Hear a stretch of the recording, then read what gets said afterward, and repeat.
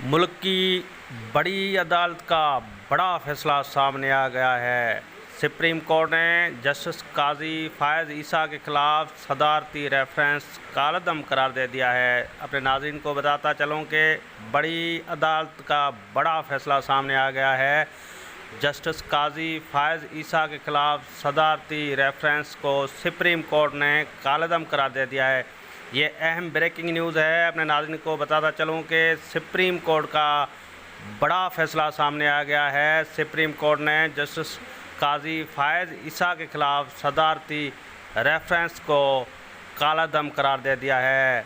बड़ी अदालत का बड़ा फैसला सामने आया है। आज के दिन में सुप्रीम कोर्ट ने काजी फ़ायज़ ईसा के ख़िलाफ़ सदारती रेफरेंस को कालादम करार दे दिया है। ये ब्रेकिंग न्यूज़ अपने नाज़रीन को बताता चलूँ कि सुप्रीम कोर्ट ने आज बड़ा फैसला सुनाते हुए काजी जस्टिस फ़ायज़ ईसा के ख़िलाफ़ सदारती रेफरेंस को कालादम करार दे दिया है।